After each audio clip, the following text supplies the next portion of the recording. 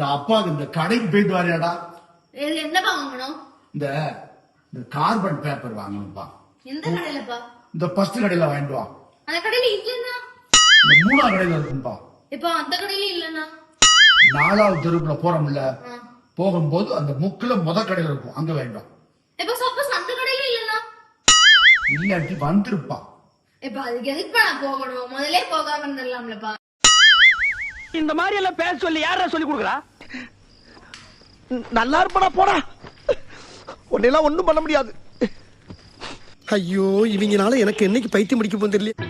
தென்பாண்டி சீமையிலே தேரோடும் வீதியிலே மான் போல வந்தவனே யாரடித்தாரோ யாரடித்தாரோ